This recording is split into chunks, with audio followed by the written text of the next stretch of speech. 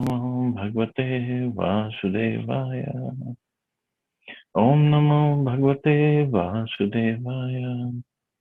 Narayanam Namaskritya Naram Jaya Narottamam Devim Saraswatim Vyasam Tato Jayamudire Nashtaprayeshu Abhatreshu Nityam Bhagavata Sevaya Bhagavati Uttam Shloke Bhavati Nashtaki.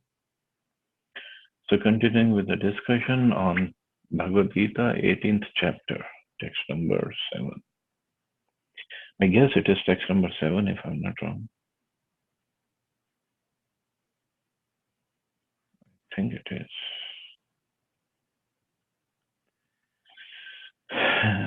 Niyatasya tu sannyasa karmana na papadyate mohatasya parityagas tamsa parikirtita.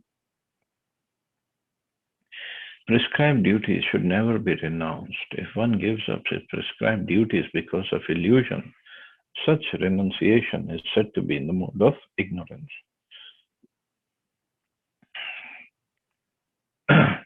Work for material satisfaction must be given up, but activities which promote one to the spiritual activity, like cooking for the Supreme Lord and offering the food to the Lord and then accepting the food, are recommended.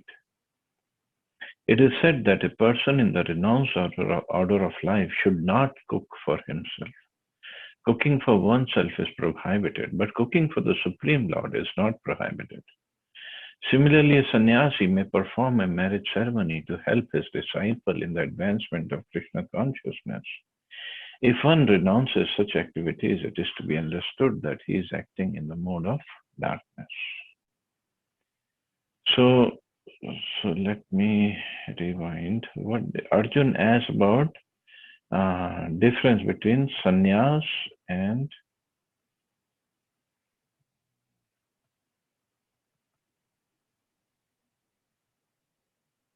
tyag. Yeah, sannyas and tyag. So now Krishna is talking about giving up of tyag, but it has to be proper. So he is saying, Krishna is saying, prescribed duties should never be given up, should never be renounced. If one gives up because of illusion, that renunciation is in the mode of ignorance. The real renunciation is when we are attached to Krishna. Then it's renunciation from the material activity. But if somebody gives up the material activities, thinking they are that they are not good for my spiritual advancement, or they're not at all good. Just like Prabhupada gives example of cooking.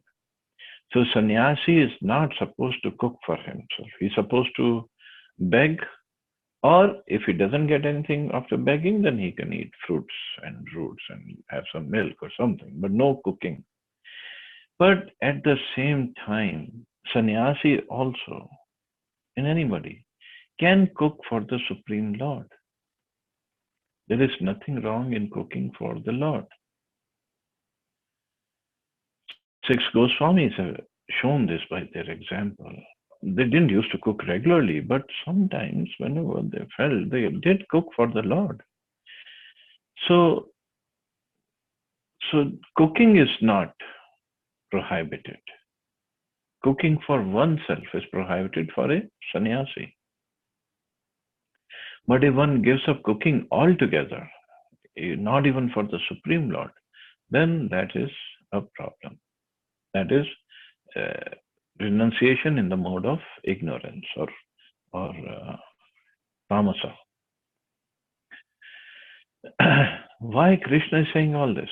Arjun wanted to give up his prescribed duty as a Kshatriya of fighting. He said, I don't want to fight. But he was thinking, I'll be a big sannyasi, renunciant, if I give up fighting. So many people are still thinking like that. Arjun wanted to renounce. He was a sannyasi, but Krishna didn't let him renounce. So Krishna is a politician. Arjun is a nice guy. But Krishna himself is saying that sannyas would be in mode of ignorance, and I don't want you to be in the darkness or ignorance. Text 8. Dukhamiti eva yat karma kaya klesha bhayat tayajit sakritva rajasam tyagam neva tyaga phalam labhet. Anyone who gives up prescribed duties as troublesome or out of fear of bodily discomfort is said to have renounced in the mode of passion. Such action never leads to the elevation of renunciation. One who is in Krishna consciousness should not give up earning money out of fear that he is performing fruitive activities. If by working one can engage his money in Krishna consciousness, or if by rising early in the morning one can advance his transcendental Krishna consciousness, one should not desist out of fear or because such activities are considered troublesome. Such renunciation is in the mode of passion. The result of passionate work is always miserable. If a person renounces work in that spirit, he never gets a result of renunciation. Now the other kind, they say out of fear or out of oh, this activity is troublesome, so I'm not gonna do. Like Prabhupada gives example of uh, two examples, making money, because it requires lots of effort to make money. If we give up, no, I'm renounced, I have nothing to do with money, I'm not gonna work. Or I'm renounced and I have nothing, I don't want to get up early in the morning. Or it is required to get up early in the morning. So whatever excuses one can think of, but that is out of fear or out of bodily discomfort, then that is renunciation in a mode of passion. So, like Prabhupada, he worked so hard. He traveled. He even after traveling, he would come to a place and then he would give lectures. He would meet his disciples. He would give interviews, and at night he would stay awake and translate the books. And he was handling the management of the society, opening big temples all over the world. So he could have said, "No, I don't want to do all this because it's too much bodily discomfort, too much trouble for me. I'll just go and renounce everything and sit in Vrindavan and chant." But that would have been that renunciation of sannyas or show of sannyas would be in the mode of passion. Out of fear, you would have given up. But this is not what Krishna wants. Arjun also wanted to give up out of fear that he was thinking, I will not have any happiness by fighting this war. So he wasn't giving a logical reason for Krishna to accept. Actually, there was no logic. So that kind of renunciation is in the mode of passion. Now in mode of goodness. कार्यमिति एव यत् कर्म नियतं क्रियते अर्जुन संगम त्यक्त्वा फलं चैव सत्यागा सात्विको मतः. O Arjun, when one performs his prescribed duty only because it ought to be done and renounces all material association and all attachment to the fruit, his renunciation is said to be in the mode of goodness. Prescribed duties must be performed with this mentality that this duty has to be done. Like Matajis, they have to take care of their family, they have to take care of the kids, husband. So that's a prescribed duty, and it has to be done. It is my duty. One should act without attachment for the result, but that is only possible. I mean, even false detachment, that's also not detachment. That to give up or acting without attachment is only possible if we are attached to Krishna. If, on the other hand, we are doing activities which are attaching us, connecting us with Krishna, so then we will do our duties our material duties out of duty only, that it has to be done. it's not that from very first day we will develop detachment or attachment to Krishna. Slowly, slowly, slowly it will develop. But if somebody forces somebody, that forces his or her partner, or no, you have to do this and this and that is wrong. Let everybody make advancement at their own pace. Let them start from wherever they are. Everybody is at a different level. And we never know, because maybe somebody in this lifetime, if somebody starts after me, doesn't mean he cannot make more progress than me. It doesn't mean that. It just, I don't know his level from previous lives, and I don't know his desires from the previous life, that he has to fulfill some desires. Krishna is making arrangement, and then he'll take up, and he might take up so seriously. It can happen with anybody and everybody. Just like a wonderful example in our society, there was one Mahavishnu Maharaj. There are two. One was American body and one was Indian body. I'm talking about the Indian body Maharaj. I think he met Prabhupada in London. He was there. He was living there. And then when he met Prabhupada at very advanced age, I think he was already in his 50s when he met Prabhupada. And all other disciples of Prabhupada, they were in late 19th or 20s. But Maharaj, probably because of his age and probably because of his disposition, probably because of his previous life's advancement, whatever the reason must be, he absorbed himself in studying Bhagavatam. And when all the other disciples, they were going out and distributing books and working hard for Prabhupada, for the movement, this Maharaj was just sitting in the temple and reading Bhagavatam all day, every day. And when they would ask, he was, oh, I'm an old man. I cannot go and distribute books like you do, or collect money like you do. And he had developed such a wonderful attachment for Bhagavatam and speaking on Bhagavatam. And his lectures are amazing. His analysis or realizations are amazing. Of course, he left his body a few years back, but it's an example of, we cannot judge anybody by our standards. And we cannot judge anybody by any of his material conditions, age or financial situation or his marital status or anything. We cannot judge, and we should not judge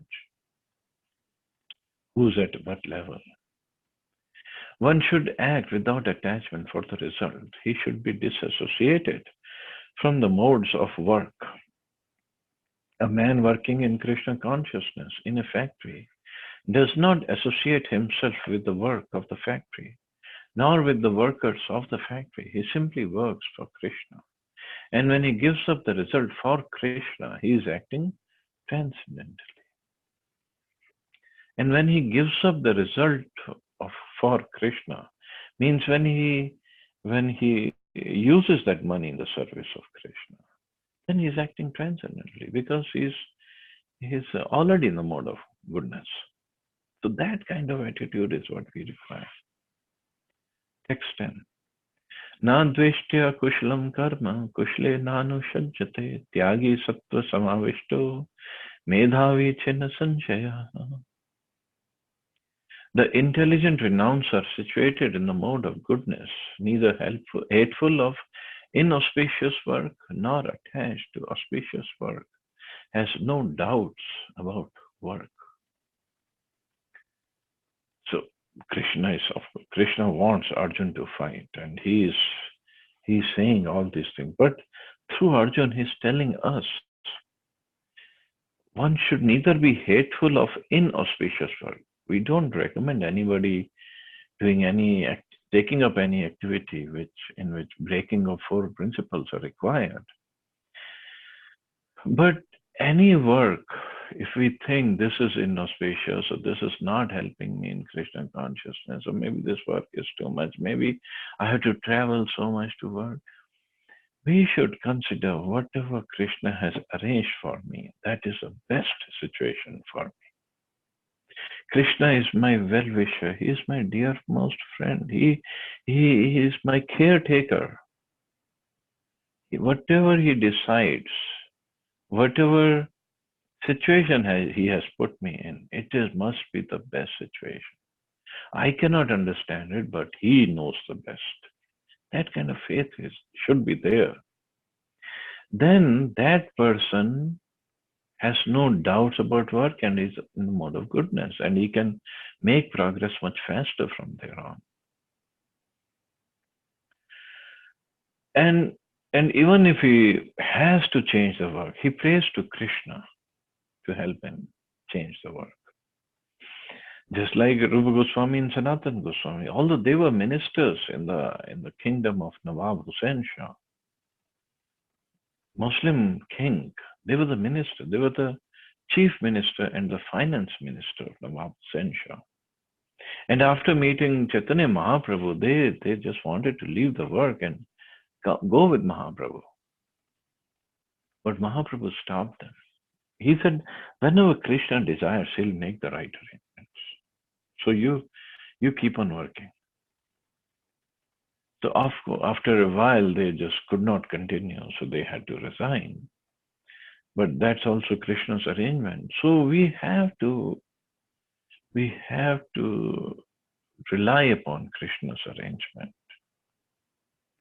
And if prematurely we decide to do anything, sometimes people say that without Krishna's mercy, even that decision is not possible. But no, we have our independence. We have our minute independence. We can desire something, and Krishna, if our desire is so strong, Krishna, although unwillingly, he might fulfill that desire, and then leave it up to us to face the consequences.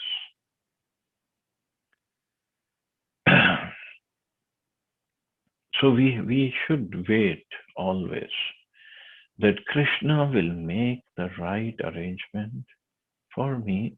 All I have to do is qualify myself, make myself eligible for that decision of Krishna. A person in Krishna consciousness or in the mode of goodness does not hate anyone or anything which troubles his body. He does work in the proper place and at the proper time without fearing the troublesome effects of his duty. Such a person situated in transcendence should be understood to be the most intelligent and beyond all doubts in his activities. So without fearing the troublesome effects of his duties, sometimes the duties could be very strong. And just like in Arjuna's case, he had to kill his grandfather, his teacher, his cousins, his nephews, and so many other family members. But this whole Bhagavad Gita is to let him to understand all this work that he's afraid of doing is actually service to Krishna. So he should do it very happily. So same thing. We are not of that level that Krishna would come and sit with us and talk to us the whole message of Bhagavad Gita. We are not at that level of Arjuna. But Krishna can send some of his representative to show us the path. We might think my situation is the most troublesome and the worst situation anybody could be in. Look at my job, look at my health, look at my family, look at my relatives, look at my neighbors, look at my colleagues. They all are giving trouble to me. But if we understand this is the situation Krishna wants me to be in, and we face this does not change the situation. The changes are reaction to the situation. Just like somebody said, whatever happens, 1% is the activity, 99% is our reaction to that activity that creates the situation. Read a nice example once. Suppose husband or man is getting ready in the morning to go to office, to go to work, and his son is also getting ready to go to school, and the wife is busy in the kitchen making breakfast for both of them, and she comes and she gives the husband a cup of coffee. Husband is sitting down drinking coffee on the table, and the son is getting ready, and somehow the son is messing around, playing around, and somehow he spills that cup of coffee on father's shirt. Now that action did happen. Spilling of coffee happened, and it was hot coffee. And the husband got angry. He slapped the son, and then he had to go change the shirt, probably change all the clothes. And he got angry with his wife also. Then he had to drop the son to the school, and he took the son and somehow he slapped him again and make him sit in the car. And son was crying, and husband was upset, and he was driving, and somehow he drove fast and the police stopped them, and he drove fast and he hit somebody. Police stopped, police came, and there was a whole lot of reaction. And the son, when he went to school, finally he was late. Father, when he went to office, he was late. When he was late, his boss got on his case and his colleagues got on his case, and the whole day he was miserable. And when in the evening he came back, where else he's going to take it all out to on his wife, and the wife was also already upset from in the morning, and they had a big fight, and it was a mess. Now scenario number two, same situation. Son spilled the coffee. Yeah.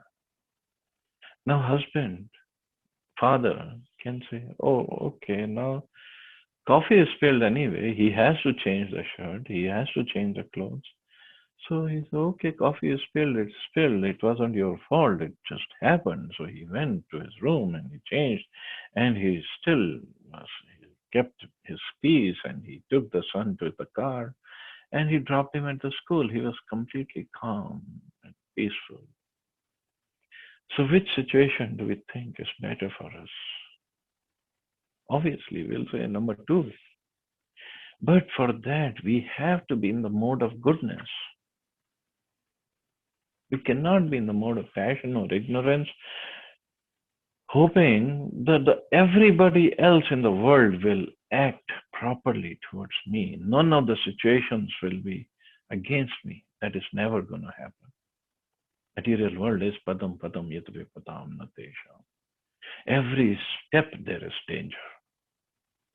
It's how we react to that danger, to that situation, to the adverse situations. That's all up to us. Scriptures, sadhus are there to help us understand what's the right reaction. They can help us, give us some training to help us come to the mode of goodness, where we don't act rashly, or we don't react. Actually, we should respond, not react. But generally, we just react. We have that's what is called knee-jerk reaction. But that's not good. That reaction is in the ignorance and passion. At least we should come to the mode of goodness. Chanting, primary activity to get us to the mode of goodness, if we chant it properly. Association, reading Bhagavad Gita, other scriptures, listening to Prabhupada, coming to the temple, serving in the association of devotees, in the right frame of mind. That will bring us to the mode of goodness. Not overnight. Nothing is going to happen overnight. Slowly, slowly, slowly, slowly, slowly, we will come. And then our reactions would be okay. Then our response to any situation would be okay. That is why even psychologists say before you say anything, count up to 10 in your mind. Because that will calm one down from reacting harshly. Because again, so many examples, so many stories, so many motivational words are there. The more sooner we react by our tongue, it has even reaction worse than when we act by our body. As soon as we hear something, as soon as somebody says something to us, we want to react. We want to say something bad, give it back to him right away, without even thinking anything. We can always stop. We can always pause ourselves. What I'm gonna say, is it good for me or not?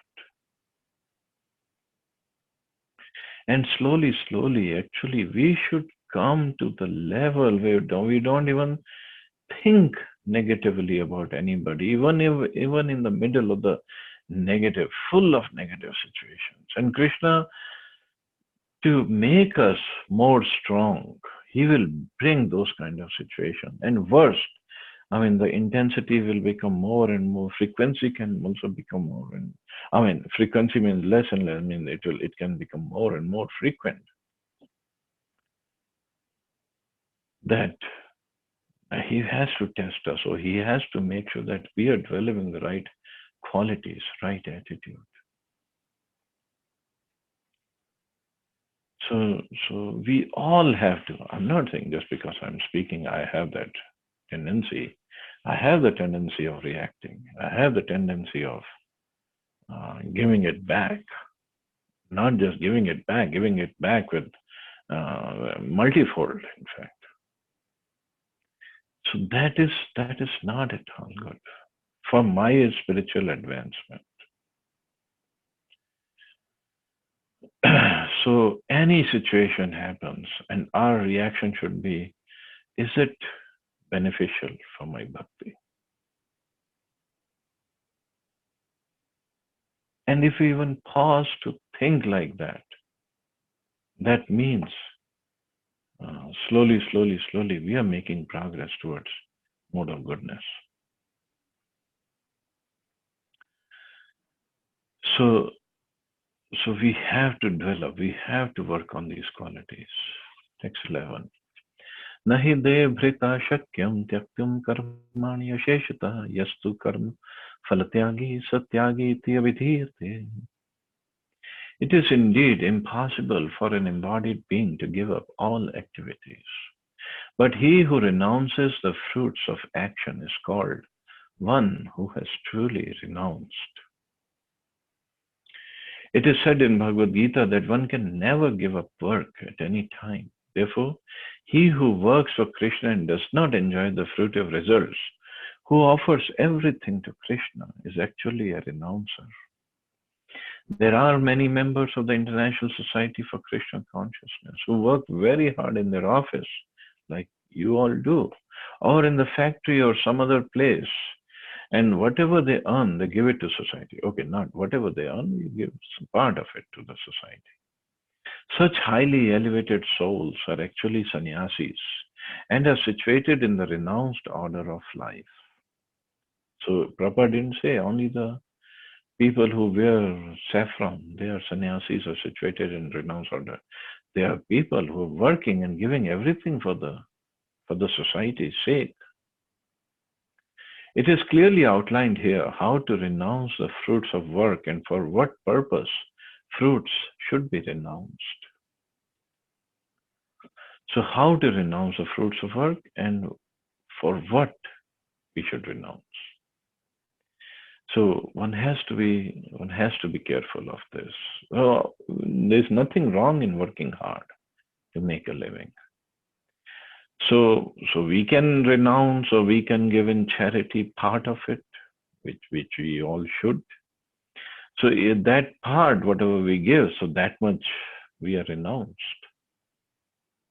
And on the other hand, there could be a person in saffron clothes, Bhagwa, and he has formally taken sannyas, but inside, in his heart, he is still attached to women, to the power, to position, to money, to respect, to honor, then he is not renounced. On the other hand, a grihastha, if he's not attached to whatever money he has, he is considered renounced. In fact, in this regard, there is a nice story of Ramanujacharya. Ramanujacharya, he had a disciple, Dhanurdhar, who was a grihastha. And he would always glorify Dhanurdhar even in front of his sannyasi and brahmachari disciples. And these disciples, sannyasi and brahmachari, they once asked Maharaj, we are renounced. He is a grihastha, he is living with his wife, and he is working and he is attached to his possessions. How can you glorify him so much? So Ramanujacharya said, okay, I'll explain it to you later. So next day, when the sannyasis and brahmacharis, they were gone to the river and to take bath. So they had left their clothes at the bank of the river, and inside the river they had gone in the gamcha to take bath. Ramanujacharya sent one of his disciples to go and mix up their clothes. So disciple went and he did that. And when all the sannyasis and brahmacharis, they came out of the water and they were looking for the dhotis and whatever the clothes that they wear, and they were all mixed up and they were fighting with each other. Oh, you took my dhoti, or you took my kopin, and you took my whatever clothes they wear, and finally it all settled. It took them maybe a couple of hours to settle everything. Then they came back to the ashram. So same night, Ramanujacharya, he called Dhanurdhar over to the ashram. And when Dhanurdhar came, Ramanujacharya sent another brahmachari, couple of brahmacharis, to the house of Dhanurdhar. And he told them that you go towards when it is little late at night, and when Dhanurdhar's wife has gone to sleep, you should enter the house and steal the jewels and bring all the jewelry here. The disciple said, okay. And Ramanujacharya was keeping Dhanurdhar busy in the ashram. So these disciples went, and then they went inside the house. And Dhanurdhar's wife, she heard these brahmacharis coming. And they were talking to each other, the brahmacharis, that, oh, we have to steal the jewelry and this and that. And Ramanujacharya, the Dhanurdhar's wife, she thought maybe ashram needs the money. But the brahmacharis, since they think I am here and I am awake, I might start screaming. So they're not coming in. So she just lied down on the bed and pretended to sleep. So the brahmacharis can come. So brahmacharis came inside and they were stealing from the almirah and other places. And then they saw this wife, she was also wearing jewelry. So she was lying down on one side. So brahmachari went and he was taking out the bangles and the ankle bells from Mataji's body. And then there were jewelry on the other hand. And at that time, this wife, she turned. And the brahmacharis thought, oh, she must be getting up, and they ran away. And they took whatever jewelry they had and they ran away. Meanwhile, Ramanujacharya sent Dhanurdhar back. So Dhanurdhar came and the wife told him everything, and this is how it happened. And Dhanurdhar, the brahmacharis didn't come back to the ashram, they were still hiding outside. And then when Dhanurdhar came back, a wife told him everything, and wife said, oh, as soon as I turned, these brahmacharis ran away. Dhanurdhar was really upset, angry with his wife. Why did you turn around? I mean, why didn't you turn? Why couldn't you just sleep on one side and let them steal whatever they wanted? It all belongs to our guru anyway. Why, if she said, actually, I turned on the other side because I wanted the brahmacharis to take the jewelry from the other side also. And the brahmacharis were listening to all this, and they came back to Ramanujacharya and told him everything. So this is what Ramanujacharya told him, that even though they are grasta, but they are so renounced. And even though you are sannyasis and brahmacharis, you are still fighting for your khopin and your dhoti. Just 2 or 3 clothes, that's all you have. And you are still fighting for that. So they are the real sannyasis. And later on, Dhanurdhar did plenty of services for Ramanujacharya. But I'm not saying that all sannyasis and brahmacharis, they're not renounced, and I'm not saying all the grihasthas are renounced. But this is a barometer. This is an ideal for us to follow. That we have to develop this renunciation, this detachment. Text 12. Anishtam ishtam mishram cha trividham karmana phalam bhavati atyaginam pretya natu sannyasina kvachit.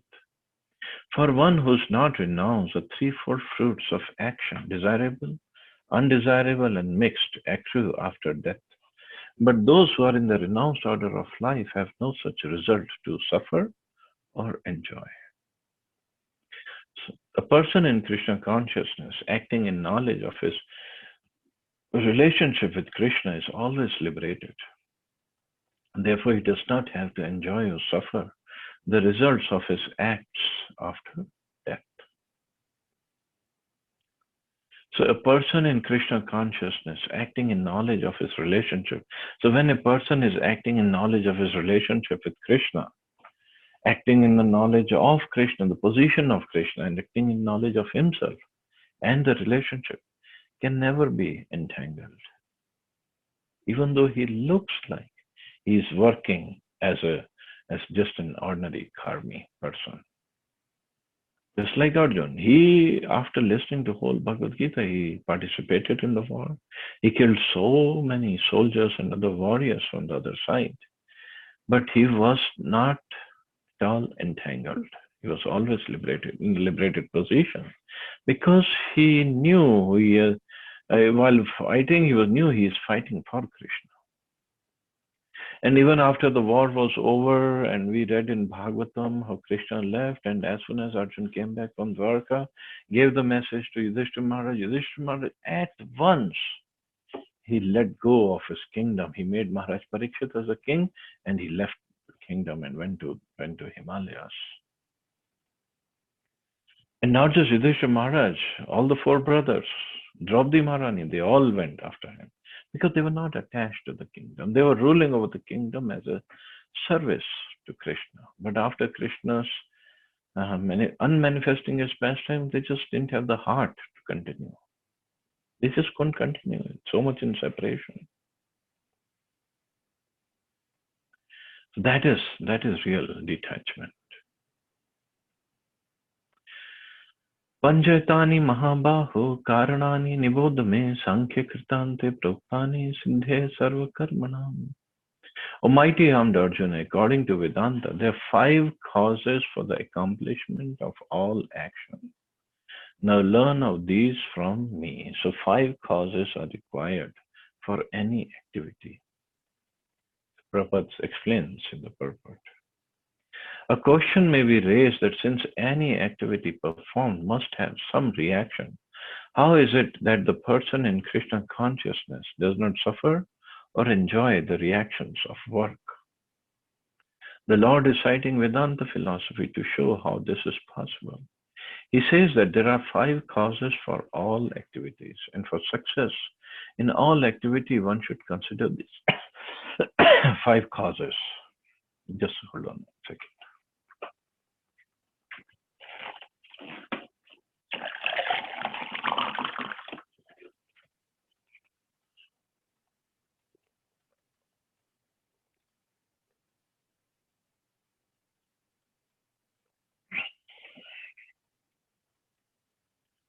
Sorry about that. So there are 5 causes. Sankhya means a discourse of knowledge, and Vedanta is the final discourse of knowledge accepted by all leading acharyas. The ultimate control is invested in the Supersoul, as it is stated in Bhagavad Gita. He is engaging everyone in certain activities by reminding him of his past actions, and Krishna conscious acts done under his direction from within yield no reaction, and either in this life or in the life after death. So either yield no reaction means no material reaction. So what are the 5 causes? Text 14. Adhishthanam tatha karta karanam cha prithak vidam vividhasya prithak cheshta devam javatra panchamam. The place of action, the body, the performer, the various senses, the many different kinds of endeavor, and ultimately the supersoul. These are the 5 factors of action. So 5 factors, the place, that means the body, senses, effort, karma, and then soul and the supersoul. The performer and ultimately the supersoul. These are the 5 factors for any activity that we perform. The word adhishthanam refers to the body. The soul within the body is acting to bring about the results of activity and is therefore known as karta, the doer. That the soul is a knower and the doer is stated in the Shruti. Eshihi drishta srishta. It's also confirmed in the Vedanta Sutra by the verses Gyo At Eva and Karta Shastra Artheva Tattvat. The instruments of action are the senses, and by the senses the soul acts in different ways. For each and every action there is a different endeavor, but all one's activities depend upon the will of the Supersoul, who is seated within the heart as a friend. The Supreme Lord is the super cause. Under these circumstances, 1. He who is acting in Krishna consciousness under the direction of the Supersoul situated within the heart is naturally not bound by any activity. Those in complete Krishna consciousness are not ultimately responsible for their actions. Everything is dependent on the Supreme Will, the Supersoul, the Supreme Personality of Godhead. So 5 factors we understood. It's the body, senses, endeavor, soul, and the Supersoul.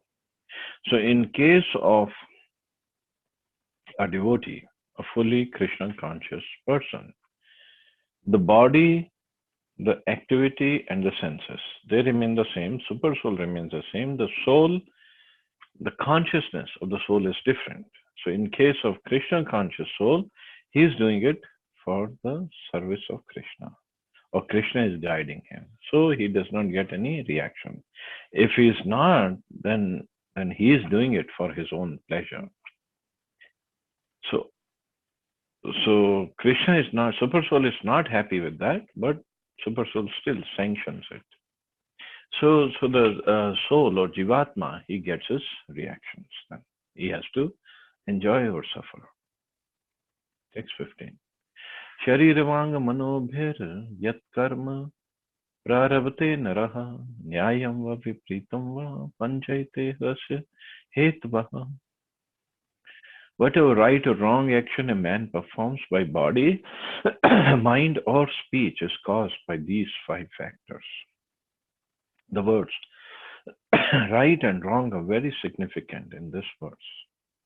Right work is work done in terms of the prescribed directions in the scriptures, and wrong work is work done against the principles of the scriptural injunctions. But whatever is done requires these 5 factors for its complete performance.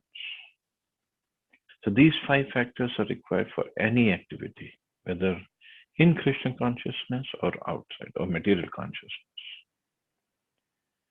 Tatratvam sati kartaram atmanam kevalam tuyaha pashyati akrit buddhitvan na sa pashyati durmatihi.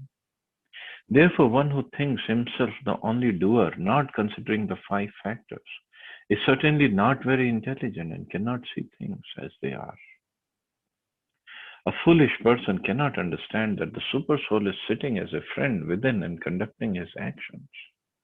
Although the material causes are the place, the worker, the endeavor, and the senses, the final cause is the Supreme, the personality of Godhead. Therefore, one should see not only the four material causes, but the supreme efficient cause as well. One who does not see the Supreme thinks himself to be the doer.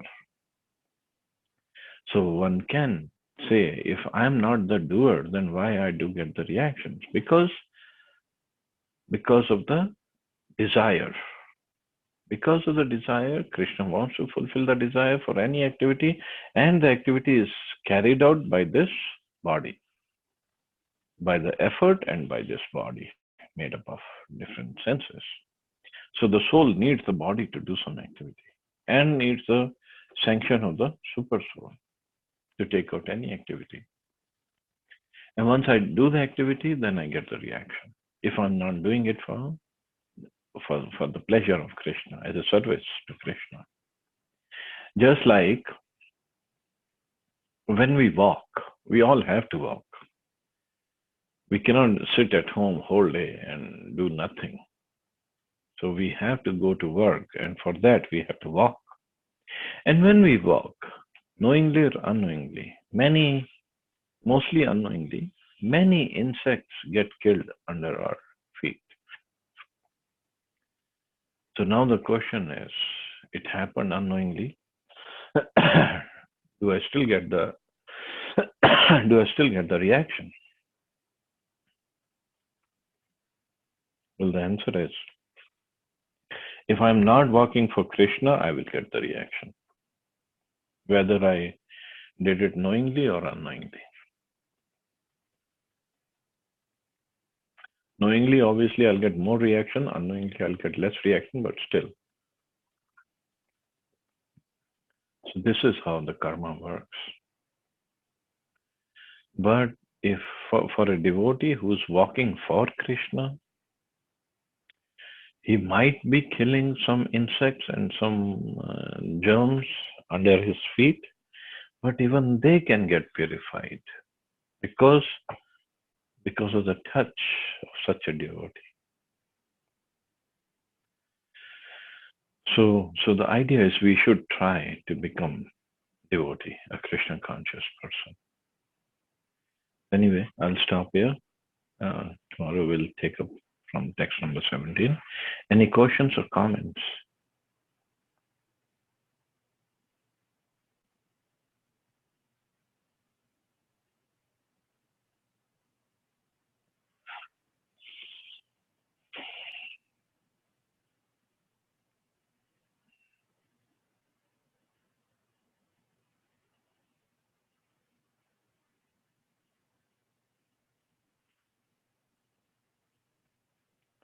So I guess we can stop here. You all have a wonderful Saturday. Hare Krishna. Jai Srila Prabhupada.